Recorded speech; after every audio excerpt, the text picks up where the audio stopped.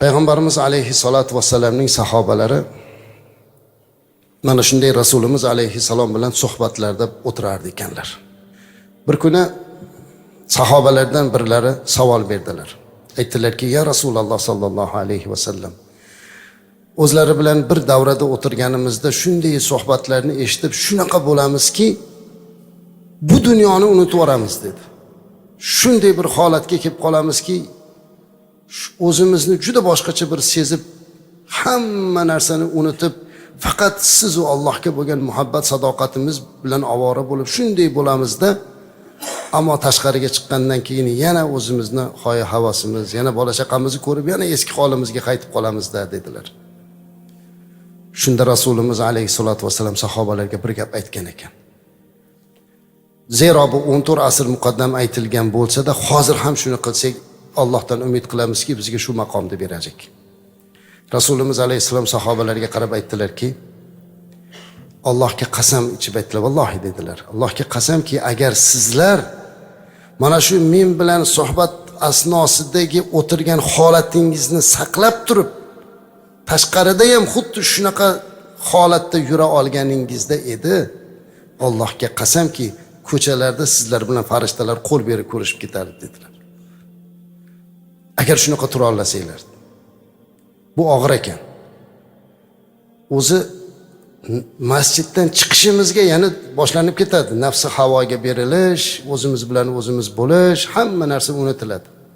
Lekin harakat qilish kerak ekan. Shu ma'naviy ozuqani olib tatbiq qilishga azizlar.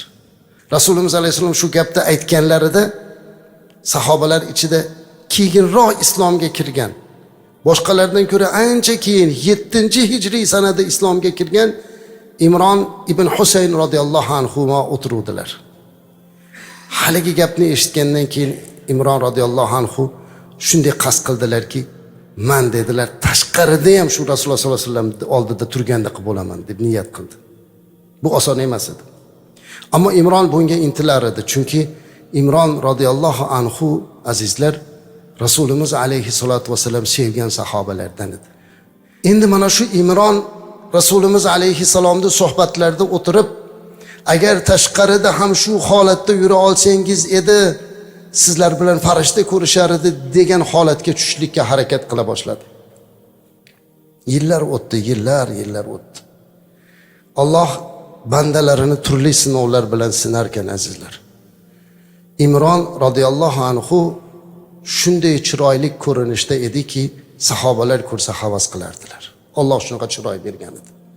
Imron ibn Husayn radhiyallohu anhu go'zallikda tengi yo'q, liboslarida go'zal, otasi islomga kirganda quvonib qo'llarini o'pgan Imron hatto biror bir yumshoq joyda yotishni imkoniyati bo'lmasdan bo'yradan bo'lgan namatda shunday yotdi, 30 yil yotdi. Ovqat yolmay qoldi. Shu darajaga kelibdiki, hatto odamlar kirsa qo'rqib ketar edi, lekin biror marta Allohga shikoyat qilmadi. Biror marta. Bir kuni bir birodari do'sti kirib, uni holatini ko'rib yig'lab yubordi. Yig'lab yuborib aytdiki, ey Imron, duo qilsangchi Allohga. Sen shunday bir zotsan, taqvolisan, Allohga duo qil deganlarida yig'lama dedilar. Zo'rg'a gapiryapti. Yig'lama. Holatimdan ajablanyapsanmi? Xavotirdamisan?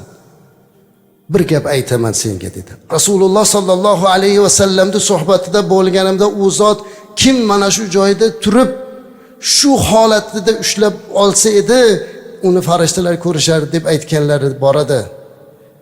Senga bir sirni aytay. Men bu joyda yotib Allohdan shifo so'ramayotganimning sababi har kun meni oldimga farishta kelib ko'rishib ketyapti dedi. Men buni hech narsaga almashtirmayman.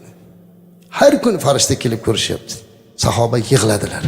Demak, mana shu bittagina sahobaning hayoti go'zal sabri, muhabbati, sadoqati farishtalarning musohafasiga, ko'rishishiga olib ketdi. Buning uchun albatta kasal bo'lib yotish shart emas edi. Siz bilan biz azizlar shunday bo'lishimiz kerakki, Alloh bergan mana shu iymonda, shu islomda sobit turar ekanmiz.